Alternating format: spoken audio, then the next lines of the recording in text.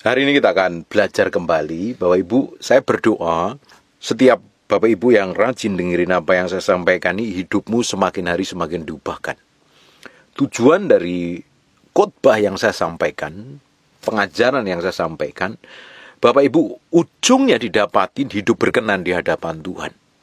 Lepas dari segala problem, masalah yang Bapak Ibu hadapi, Bapak Ibu tetap memilih hidup yang benar dan semakin hari semakin hidup takut akan Tuhan. Karena banyak orang terjebak akhir-akhir ini, gak bisa ngontrol dirinya dengan baik, gak bisa menguasai dirinya dengan baik, memiliki cara pandang yang salah, memutuskan segala sesuatu tidak tepat dan ujungnya ngalami problem. Kalau kita lihat apa yang terjadi akhir-akhir ini, kita perhatikan setiap orang yang tidak bisa mengendalikan dirinya dengan baik, tidak bisa menguasai dirinya dengan baik, ujung dari hidupnya selalu akan ketemu problem. Akan ketemu masalah demi masalah, nggak cocok dengan orang lain, ribut dengan sesamanya, konflik dengan tetangganya, konflik dengan pasangannya, keluarganya berantakan, urusan sosialnya kacau, sehingga memiliki karakter buruk dan jelek. Kalau hidup kita ini tidak bisa jadi berkat bagi banyak orang di sekitar kita, selalu ribut, selalu berantem, selalu konflik, artinya ada yang tidak benar loh dalam diri kita. Kita tidak perlu nyalain orang lain. Yang perlu kita koreksi itu diri kita sendiri. Kenapa kita mesti belajar firman? Kenapa kita mesti ngerti kebenaran? Sebab kebenaran yang kita mengerti, kebenaran itu akan memerdekakan kita. Tapi kalau kita ini menghadapin orang selalu ribut, nggak cocok dengan orang konflik, maki-maki, ngatain, merendahkan, dan merasa diri kita paling benar, paling super, paling hebat, paling berhasil, paling kudus, dan orang lain salah semua, artinya ada yang nggak benar dengan hidup kita. Orang yang belajar firman itu hidupnya pasti berubah. Karakternya berubah. Ya, terutama para hamba Tuhan ini ya karakternya mesti berubah. Sikapnya berubah, motivasinya berubah. Dan tentunya hidup jadi berkat. Pertama kali orang yang menikmatin kehidupanmu adalah pasangan hidupmu tentunya. Kalau pasangan hidupmu tidak bisa menikmatin Tuhan atau tetanggamu atau keluargamu tidak bisa menikmati manifestasi Tuhan dalam hidupmu, berarti ada hal yang perlu diperbaiki. Makanya kita belajar firman setiap hari. Ini untuk merubah yang di dalam kita. Karena Tuhan mau yang di dalam kita ini diubah. Tuhan mau yang di dalam kita ini semakin hari didapatin berkenan dan menyenangkan hatinya. Bukan malah semakin buruk. Saya nggak habis pikir orang yang ke gereja bertahun-tahun, rajin ibadah bertahun-tahun, tapi kelakuannya tetap buruk. Sikapnya tetap jelek, karakternya tidak berubah. Jadi batu sandungan. Orang yang sudah pelayanan bertahun-tahun, pikirannya busuk, niatnya jahat, motivasinya busuk, tidak berkenan, jahatnya bukan main. Orang yang sudah bertahun-tahun, ngakunya rajin ibadah, ngakunya melayani Tuhan, sudah mendedikasikan katanya hidupnya untuk Tuhan, duitnya untuk Tuhan. Tapi dilihat dari karakternya, dari sikapnya, itu kan mencerminkan seperti apa kita kenal Tuhan. Tidak mungkin orang yang kenal Tuhan, tidak mungkin orang yang mencari Tuhan itu karakternya tambah buruk, tambah jelek. Tidak mungkin orang yang katanya mencintai Tuhan dan melayani Tuhan tambah busuk. Berarti ada yang tidak benar di dalamnya. Makanya kita perlu belajar terus setiap hari. Hidup kita ini sebenarnya dipimpin oleh siapa? Hidup kita ini dipimpin oleh ego kita atau dipimpin oleh Tuhan, dipimpin oleh Roh Kudus. Kita ngikutin kehendak Tuhan atau kita ngikutin kehendak daging kita. Semuanya akan terlihat dari sikap, tindakan, dan perbuatan kita. Orang di sekitarmu yang akan menilai. Orang di sekitarmu akan ngomong. Hidup itu jadi berkat atau malah enggak. Atau malah melakukan dosa dengan sengaja. Itu yang lebih parah lagi. Itu lebih bejat lagi itu. Udah ngerti firman tapi melakukan dosa. Itu artinya engkau perlu berubah. Sekarang kita lihat di Roma pasal yang ke-8, ayat yang ke-5. Sebab mereka yang hidup menurut daging, orang yang hidupnya menurut daging, ngikutin kehendak dagingnya, pikirannya jahat, pikirannya busuk. Ini memikirkan hal yang dari daging. Mereka yang hidup menurut roh memikirkan hal-hal yang dari roh Kudus. Roh Kudus yang memikirkan apa yang baik, sedap didengar, patut dipuji, disebut kebajikan, mulia, suci, dan lain sebagainya di Filipi 4 ayat 8. Tapi orang yang menghidup menurutin daging itu egois, selalu merasa pingin menang, selalu pingin dihargain, selalu pingin dihormatin, tidak peduli dengan perasaan orang, ngomongnya sembarangan, nyakitin, ngelukai, tidak mau koreksi diri, keras kepala, dablek ngeyelan bencekno. Kalau sudah seperti itu, artinya perlu berubah. Ada hal yang perlu diperbaiki. Ada hal yang perlu dikoreksi. Siapa yang mengkoreksi? Kebenaran firman Tuhan. Kalau sudah seperti itu, dibiarkan, nggak bisa dinasihatin malah bantah. Udah nggak mau denger khotbah, ya ujung dari hidupmu akan tambah hancur dan berantakan. Yang bisa koreksi kita itu ya orang-orang di sekitar kita. Perhatikan kalau ada orang ngomong kita ini ditegur, dinasihati, kelakuan kita jelek ya perlu berubah. Tapi kalau ada orang ngomong tapi kelakuan kita baik, udah ngomong dan jelekin, tapi kita ini ya benar-benar hidup di dalam Tuhan, hidup dalam kebenaran, hidup dalam kesucian, hidup dalam takut akan Tuhan. Orang ngomongin jelek ya tetap jalan terus. Tapi kalau ada orang ngomong jelek tentang kita, tentang sikap kita, ada orang yang komplain dengan kelakuan kita, koreksi diri, kalau ada yang salah ya berubah. Tapi kalau hatimu udah benar ya jalan terus. Makanya kita itu perlu setiap hari bergaul dengan Tuhan. Inti dari pengajaran saya kan, Bapak Ibu mesti memiliki pergaulan intim dengan Tuhan. Engkau mesti mengalami pengalaman pribadi dengan Tuhan. Karena pengalaman pribadimu dengan Tuhan itu pasti akan merubahkan hidupmu. Kalau kekristenan tanpa memiliki hubungan dan pengalaman dengan Tuhan, tanpa hidup takluk kepada firman, hidupmu ngikutin kehendak daging. Dipenuhin ego, hawa nafsu. Bapak Ibu nanti baca di Galatia, di Roma, dijelaskan semuanya itu perbuatan daging. Pikirannya jahat, penuh iri, penuh dengki. Pikirannya negatif, pikiran busuk. Kata-katanya busuk, merendahkan. Kata-katanya jelek semuanya. Nyakitin. Itu perlu berubah. Kok artinya hidup dipimpin daging. Orang itu akan terlihat dari apa yang dikatakannya kok. Terlihat jelas apa yang dikatakannya. Yang dikatakannya itu seperti apa. Akan membuktikan yang di dalam hatinya. Saya sering kali ngomongnya seperti ini. Hidupmu hari ini dipimpin oleh apa? Dipimpin Roh Kudus ya pasti engkau akan hidup benar. Hidup takut akan Tuhan. Hidup benar. Hidup semakin hari jadi pingin jadi berkat. Dan ujungnya hidupmu pingin didapatin berkenan melakukan semua ketetapan Tuhan. Di akhirnya kita akan bertemu dengan Tuhan. Tapi kalau hari ini semua yang kamu putuskan hanya memuaskan ego dan hawa nafsumu, artinya engkau perlu berubah. Artinya engkau perlu bertobat. Artinya ada yang salah dengan hidupmu dan engkau harus balik sama Tuhan. Apalagi kalau sudah ngalami trouble terus-terusan, sudah ngalami problem masalah keluarga, problem dengan sesamanya, problem di masalah sosialnya, di komunitasnya, di gerejanya, tapi kamu nggak berubah. Itu namanya keras kepala. Karena saya sering kali temuin ada orang-orang yang bikin trouble di lingkungannya, di komunitasnya, bahkan di gereja, sama tetangganya ribut, sama keluarganya ribut. Artinya engkau perlu koreksi diri. Perlu merendahkan diri, ada yang salah dengan hidupmu. Engkau perlu bertobat dan balik sama Tuhan. Kalau enggak, engkau akan ketemu problem terus. Hidupmu akan ruwet terus, hidupmu akan kacau terus. Perhatikan ya, yang keenam, keinginan daging. Karena keinginan daging adalah maut, tetapi keinginan roh adalah hidup dan damai sejahtera. Karena keinginan daging adalah maut, kamu ngikutin keinginan dagingmu, engkau akan diseret di dalam dosa. Ujungnya maut, karena upah dosa adalah maut. Tetapi kalau kita ngikutin keinginan roh besar, nih dalam R-nya besar, Roh Kudus, adalah hidup, memiliki kehidupan yang kekal dan damai sejahtera. Hatimu adem, tentrem, makmur, kemari palo jinawi. Tentrem, tenang, damai. Tidak pernah punya rasa kesel, tidak punya rasa jengkel, tidak pernah punya rasa sakit hati, tapi kamu enjoy, jalani hidupmu loh dengan bahagia. Hari ini coba dikoreksi. Kalau hatimu masih simpan kesel sama orang, jengkel sama orang, kecewa dengan orang, Bapak Ibu, kita akan selalu dipertemukan dengan orang-orang yang nggak sejalan dengan kita dan selalu mengecewakan. Dan kita nggak perlu kecewa dengan orang-orang seperti itu. Kalau kita ketemu dengan orang jahat, kita nggak perlu kecewa dengan orang jahat. Cukup justru kita harusnya memiliki belas kasihan, kita doain dia. Hari ini, kalau kita masih simpan semua hal yang busuk, hal yang jahat, kamu berseteru dengan orang, berseteru dengan Tuhan apalagi, artinya kamu Bukan hidup dipimpin oleh Roh Kudus, tapi dipimpin oleh daging. Karena orang yang dipimpin Roh itu memiliki hidup.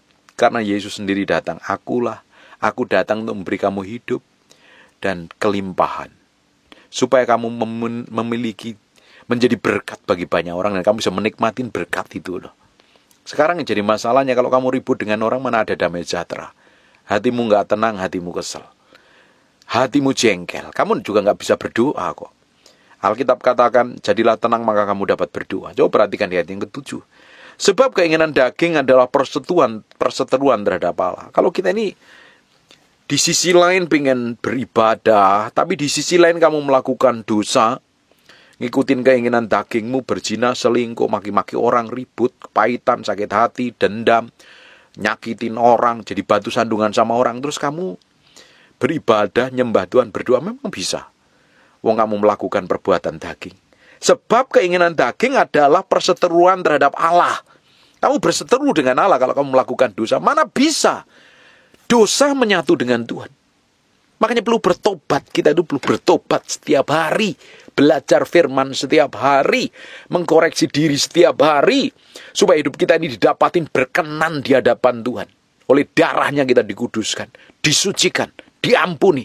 Dan mulai berjalan dalam kekudusan, berjalan dalam kesucian, berjalan dalam kebenaran. Ngikutin kehendak Roh Kudus. Supaya kita ini tidak berseteru dengan Tuhan. Bapak Ibu, ketika engkau melakukan dosa, melakukan keinginan daging, dan kamu berharap pingin diberkati Tuhan, pingin diurapin Tuhan, pingin berkenan di hadapan Tuhan, mana bisa. Wong kamu sendiri sudah berseteru dengan Allah. Kamu menjadi lawannya Tuhan. Terus di sisi lain kamu bisa datang ke gereja dengan ngomong manis, menyembah Tuhan, angkat tangan nangis. Bohong, palsu semuanya. Tuhan mau yang di dalam hati kita ini yang benar dulu. Bukan di perbuatan fisik kita. Hatimu benar, perbuatan fisikmu benar. Kamu bisa berbuat fisik, kelihatannya berdoa, kelihatannya baik, kelihatannya kudus, kelihatannya tok di luar. Datang beribadah, tapi kalau di dalam hatimu busuk, jahat, jelek, tidak berkenan di hadapan Tuhan. Apa yang terjadi? Kamu memposisikan hidupmu berseteru dengan Tuhan. Efesus katakan jangan dukakan Roh Kudus. Dia Yesaya jelaskan jangan mendukakan Roh Kudus.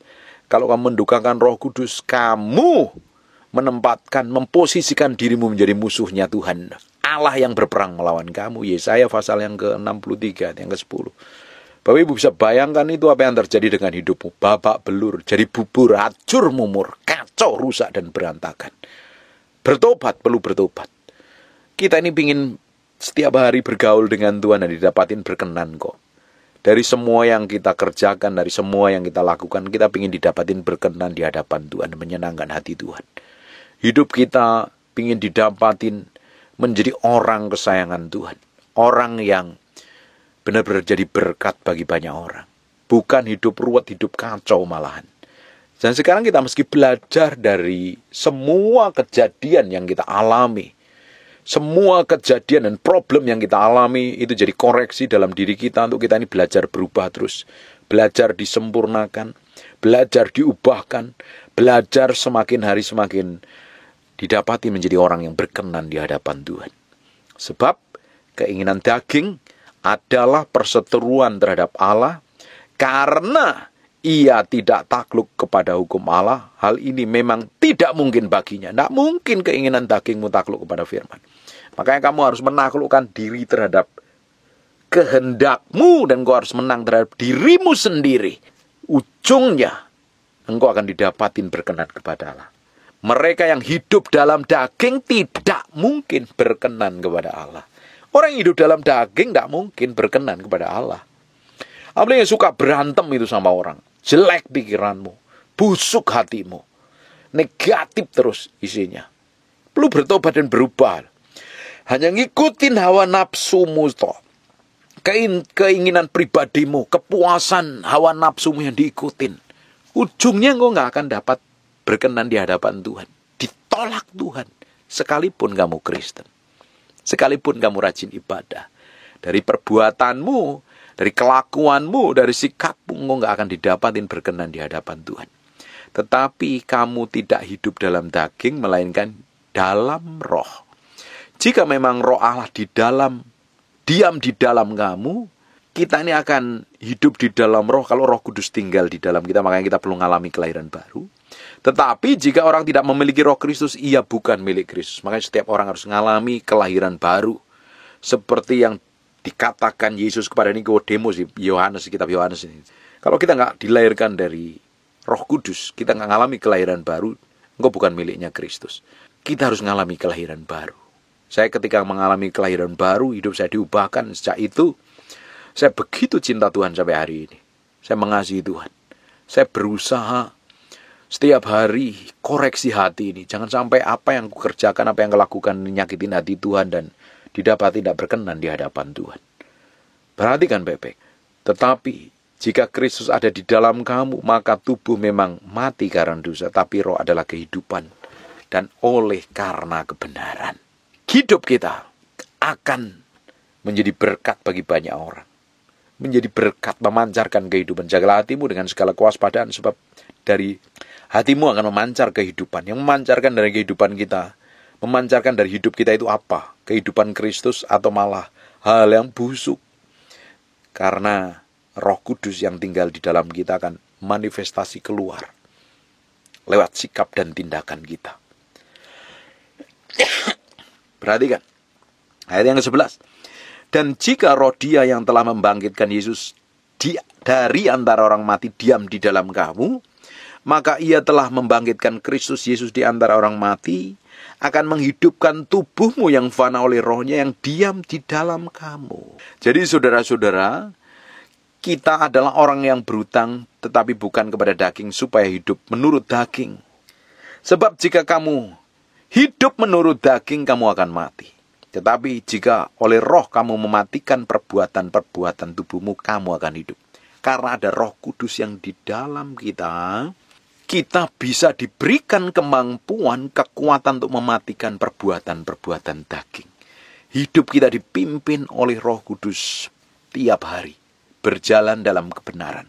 Berjalan dalam kesucian.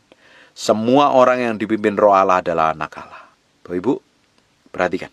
Sebab kamu tidak menerima roh perbudakan yang membuat kamu menjadi takut lagi, tetapi kamu telah menerima roh yang menjadikan kamu anak Allah. Oleh roh itu kita berseru, ya Bapa, ya Aba, ya Bapa. Roh itu bersaksi bersama dengan roh kita bahwa kita adalah anak-anak Allah. Roh Kudus bersama-sama dengan roh kita memiliki power dan otoritas terus sama. Kita bersaksi dan kita yakin bahwa aku tahu bahwa aku sudah dilahirkan kembali dan aku jadi anaknya Tuhan. Kalau aku jadi anaknya Allah, karakterku, sikapku, tindakanku harus mencerminkan sebagai anak Allah. Anak-anak kerajaan. Manifestasinya dari sikap tindakan. Perbuatan kita ini mencerminkan perbuatan anak-anak terang. Karaktermu akan menunjukkan siapa kamu yang sesungguhnya. Tapi ibadahmu tidak akan menunjukkan bahwa kamu itu seperti apa. Tapi karaktermu, karena kamu memiliki karakter Kristus, tindakan, sikap, dan perbuatan yang menyenangkan hati Tuhan, kamu akan didapati menjadi serupa, segambar dengan Tuhan. Saya berdoa, apa yang kita pelajari ini merubah yang di dalam hati kita ini. Semakin hari, kita semakin didapatin berkenan dan menyenangkan hati Tuhan. Gak ada yang lain. Kita mau kejar apa hari ini? Kita mau lakukan untuk siapa? Bukankah pengejaran di akhir hidup kita hanya pingin ketemu Tuhan? Pingin berjumpa dengan Allah pencipta langit dan bumi, dan hidup kita semakin hari semakin diubahkan menyenangkan hatinya. Hanya pingin nyenangin hati Tuhan dalam segala hal. Dalam keputusan kita, dalam pikiran kita, dalam tindakan kita, dalam sikap kita. Dalam hal apapun hidup kita menyenangkan hati Tuhan. Semakin hari kita akan semakin dibawa. Terus diubahkan terus. Selama kita memiliki sikap hati yang benar, kita akan diubahkan. Tapi ketika sikap hatimu busuk dan jelek, susah engkau diubahkan. Susah engkau ngalami kehidupan yang diubahkan. Karena orang-orang model kayak begini biasanya ngotot terus. Merasa paling benar. Merasa paling suci, merasa paling berkenan, merasa paling pinter, merasa paling kaya, merasa paling hebat, susah ditegur, susah dinasihatin, merasa dirinya di atas rata-rata. Jadi orang yang keras kepala, ngeyelan, dablekan. Dan orang yang model begini, ujung hidupmu nggak akan bakal didapatin berkenan di hadapan Tuhan. Dibutuhkan hati yang diubahkan, hati yang mau berubah. Setiap hari mau diubahkan terus, berjalan dalam kebenaran, berjalan dalam kesucian setiap hari. Kita akan sama-sama menjadi orang kesayangannya Tuhan. Amin. Tutup matamu, tutup Alkitabmu, kita berdoa. Bapak, terima kasih buat firman-Mu. Kami kembalikan segala hormat, pujian, pengagungan buat Raja kami yang maha mulia. Kami berdoa firman ini menjadi berkat, mengubahkan hidup kami. Kami berdoa untuk setiap orang yang rajin mendengar firman, diubahkan Tuhan. Kami berdoa untuk orang yang sakit dan mengalami kelemahan tubuh, dijamah, dipulihkan, dilawat Tuhan. Kami berdoa orang-orang yang takut akan Tuhan ini, mengalami promosi peninggian, diberikan kesehatan yang sempurna. Jadi berkat bagi banyak orang dan nama Tuhan dipermuliakan melalui hidupnya, melalui keluarganya, melalui anak cucunya. Terima kasih ya Tuhan, bagimu segala pujian, hormat, pengagungan. Dalam nama Yesus, kami berdoa mengucap syukur, haleluya. Amin. And God bless you. Terima kasih Tuhan, terima kasih, terima kasih, terima kasih. Bagimu pujian, hormat, pengagungan buat Raja kami yang maha mulia. Kami merindukan Kau hadir dalam ruangan ini, menjamah kami, memanifestasikan kuasa-Mu. Engkau Allah yang kami sembah, Allah yang tidak pernah berubah dahulu, sekarang, sampai selama-lamanya. Di zaman Musa, Engkau buat mukjizat, bahkan Engkau menyertai orang Israel, membelah lautan, menjadi tiang awan dan tiang api, memberikan makan kepada orang-orang Israel di padang gurun. Hari ini juga Allah yang tahu setiap detil kami, seluruh kehidupan kami, yang memelihara kami, menjagain kami, memproteksi kami. Kau lihat kerinduan kami, pingin berjumpa dengan Kau secara pribadi, bahwa kami mengenal-Mu secara dalam, mengalami Tuhan secara pribadi, dan hidup kami diubahkan di dalam hadirat. Terima kasih Tuhan. Kami berjanji segala hormat, pujian, pengagungan buat Raja kami yang maha mulia, dalam nama Yesus. Amin. Tetap berdiri sebentar. Tuhan kita itu baik. Dia akan memenuhi bejana yang kosong. Bejana itu siapa? Kita. Kalau kita memiliki kerinduan akan Tuhan, pingin Tuhan, bukannya sekedar datang ibadah, tapi pingin mengalami Tuhan, sore hari ini dia akan menjamah Bapak Ibu semuanya. Amin. Tutup matamu, fokus sama Tuhan, lupakan dirimu dan tenggelam di dalam hadirat-Nya. Come breathe upon me. Come breathe upon me, breath of God, breathe upon me. Nikmati hadirat-Nya. Nggak perlu ikut nyanyi, tapi engkau tenggelam dalam hadirat. As I lift my hand in surrender to Your name, Most High, I'm yielding to Your Spirit, walking in Your love. Jesus, I adore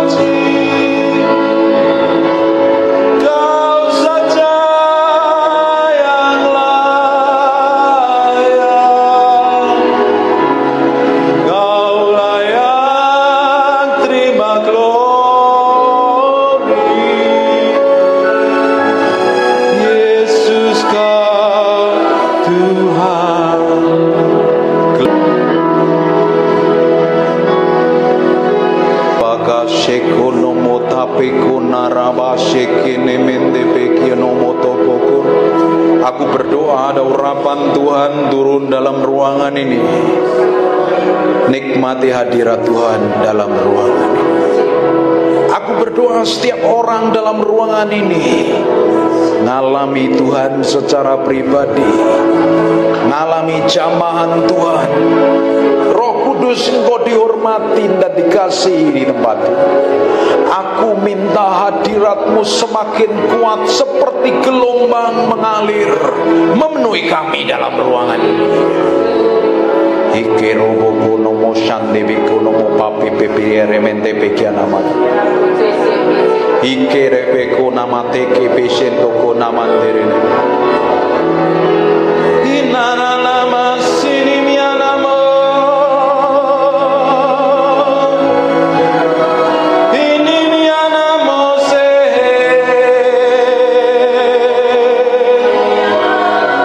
Ini mikiana mo. Sembadia.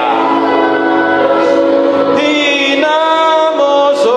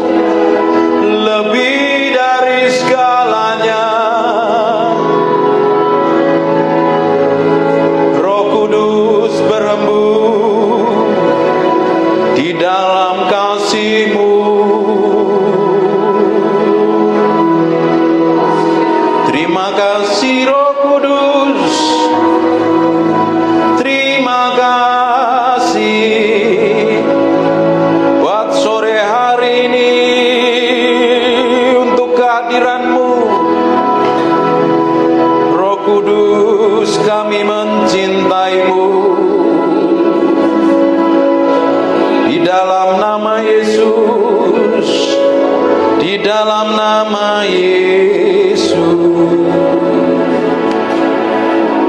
Sekarang lihat saja,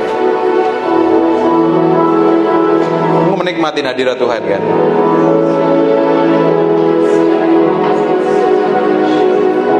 Menikmati hadirat Tuhan.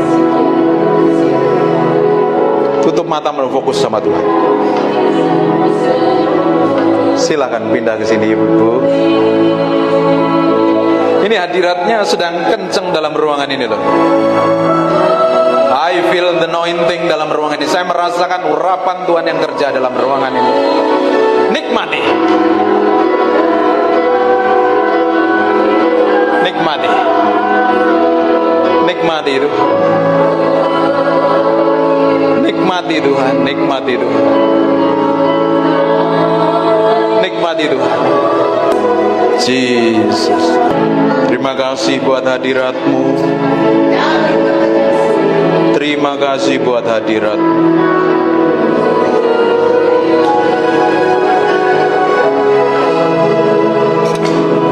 Terima kasih buat kehadiran-Mu.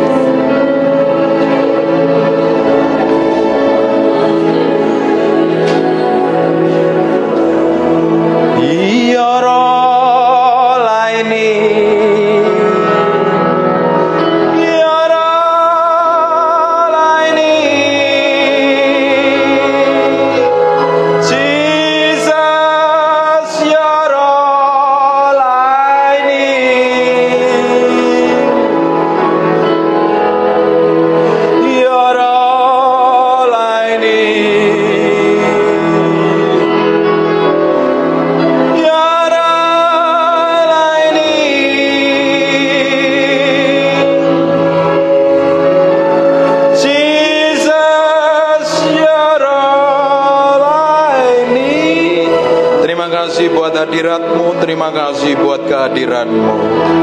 Terima kasih ya Tuhan, terima kasih. Bagimu segala pujian, hormat dan pengagungan dalam nama Yesus. Haleluya. Amin. Silakan duduk. Haleluya.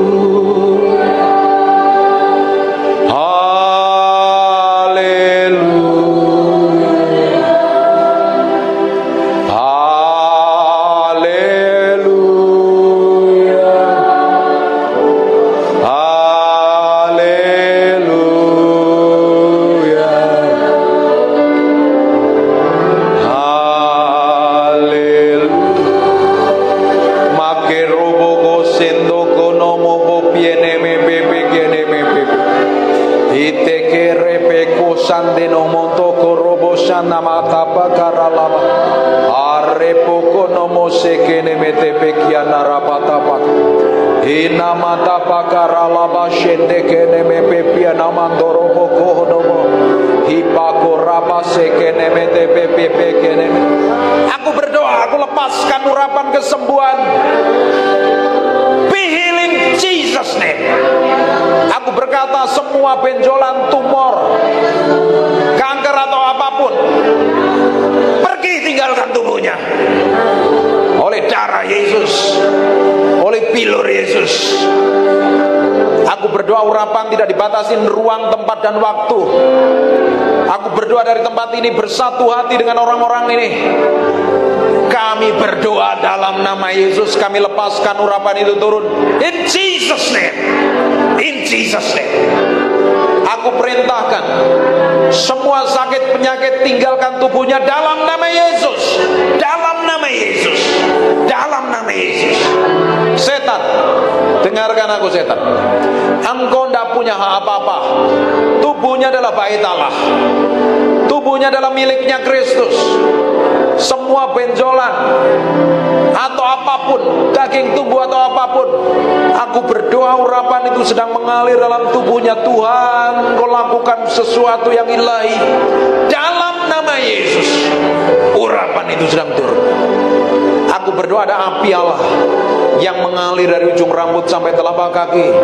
Tuhan sendiri yang operasi, Tuhan sendiri yang ubahkan, Tuhan sendiri yang sembuhkan. Bawa dalam tangan kuasa Tuhan. Tuhan Tuhan yang berperkara, Tuhan yang beracara. In Jesus name, in Jesus name, in Jesus name. Maka rapa shekene ini miana dalam sini miana bu sebadia.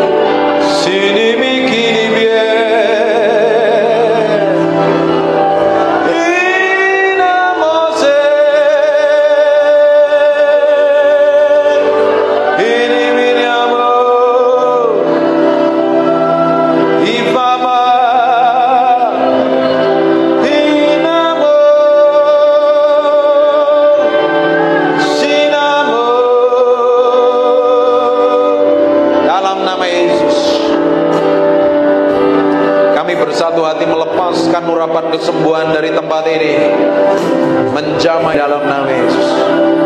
Dalam nama Yesus. Aku berdoa urapan itu sedang kerja. Allah sedang melakukan sesuatu yang ilahi. Allah sedang bekerja secara ilahi.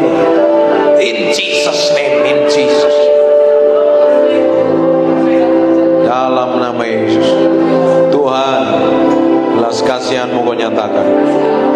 Perpanjang umurnya untuk bisa mendedikasikan hidupnya untuk melayani Tuhan, menyenangkan hati Tuhan. Terima kasih Tuhan, bagimu pujian, hormat, pengagungan dalam nama Yesus, dalam nama Yesus. Amin. Amin. Dengerin baik-baik, sebentar lagi kita selesai. Belajar bergantung sama Tuhan. Jangan menjadi orang yang berjalan semau kita sendiri, bertindak seenak perut kita sendiri. Sekarang kita mau libatkan Tuhan dalam segala situasi, dalam segala kondisi, dalam segala keadaan. Pengharapan kita adalah Tuhan sendiri. Bapak Ibu, tidak ada tempat yang nyaman selain kita duduk diam di dalam hadirat-Nya. Di kitab Mazmur 91, orang yang duduk diam dalam naungan yang maha tinggi, artinya orang yang duduk bergaul dengan Tuhan, itu adalah tempat yang paling aman. Tempat di mana Allah ada. Di mana itu? Dalam hadirat Tuhan. Waktu Bapak Ibu tadi nyembah, Bapak Ibu kan lupa dengan dirimu kan? Engkau sampai gak peduli dengan dirimu, kamu hanya fokus sama Tuhan. Benar gak? Benar? Lakukan itu di kamar doamu setiap hari. Jangan pikirin sakit penyakit Ibu. Pikirin Tuhan. Rindukan Tuhan lebih dari apapun. Dia Allah yang akan berperkara. Sekarang bagian kita hanya tinggal di dalam hadirat-Nya. Kalau tinggal di dalam hadirat Tuhan, di tempat tersembunyi. Dalam terjemahan bahasa Inggris itu, di tempat tersembunyi di mana Allah ada, setan gak bisa sentuh kita. Setan gak bisa jamah kita. Setan bisa menjamah, menyentuh kita kalau ada dosa dan pelanggaran. Kita mesti minta ampun sama Tuhan. Kalau kita tinggal dalam hadirat-Nya, dilindungi Tuhan.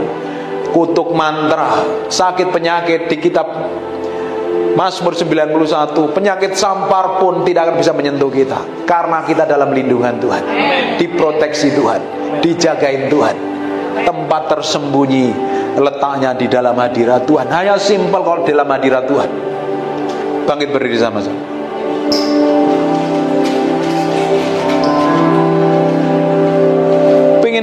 Pengen tiba-tiba berubah kan dalam hadirat Tuhan kan? I just want to praise you. I just want to praise you. And lift, tutup matamu. My hands and say, I love you. You are everything to me. And I exalt your holy name. And I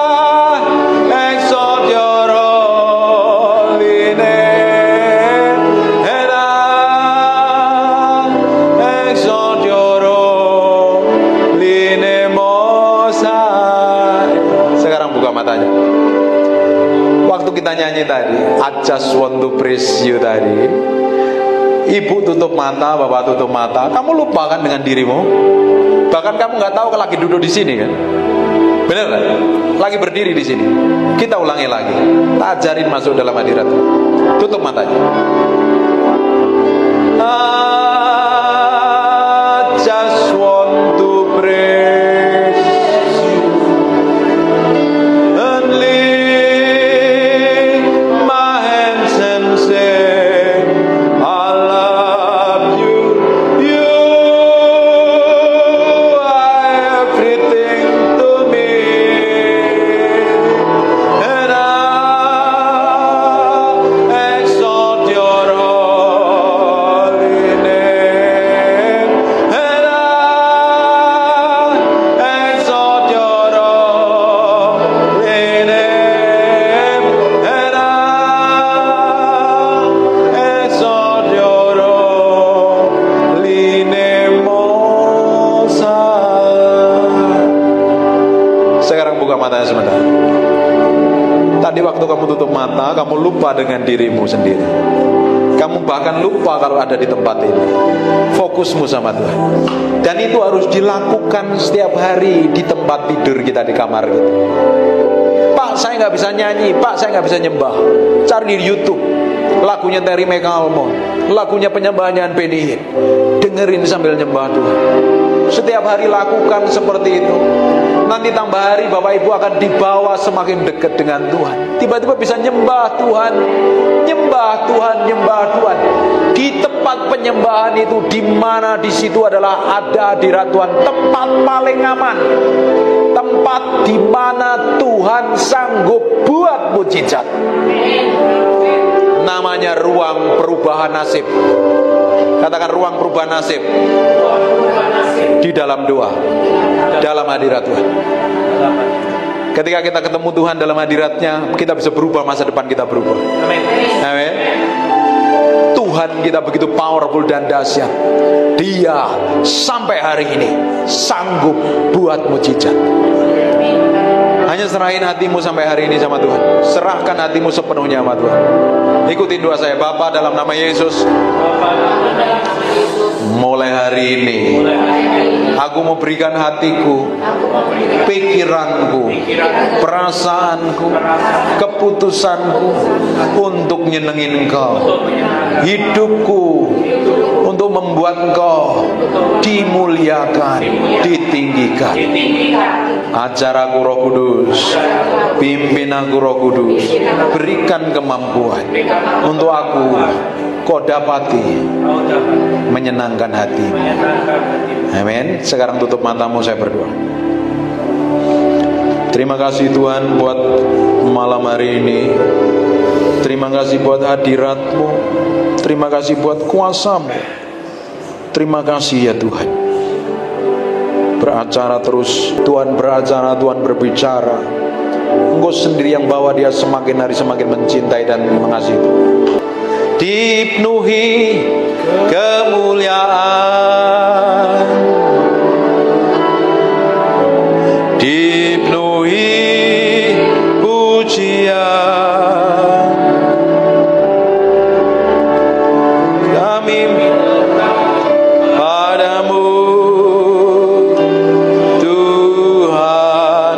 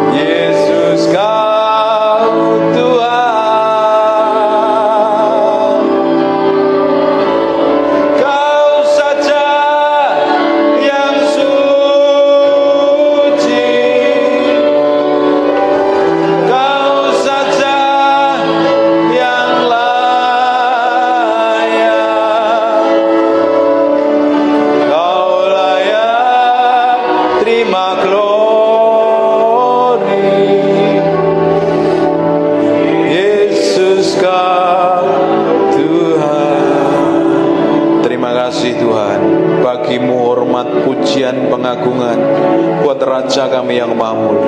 Hamba-Mu berdoa untuk setiap orang yang ikut ibadah ini diberkati Tuhan. Tidak ada satupun yang terlewatkan. Diberikan damai sejahtera, kesembuhan, mujizat. Tuhan sendiri beracara, Tuhan sendiri pakai, Tuhan sendiri promosi, Tuhan sendiri bawa naik level. Semakin hari mengalami peninggian yang datangnya dari Tuhan. Hamba-Mu berdoa, semua orang yang dalam ruangan ini diberikan umur panjang, damai sejahtera dan sukacita. Dan anak cucunya diberkati Tuhan, mantunya diberkati Tuhan, besannya diberkati Tuhan, bisnis usahanya diberkati Tuhan.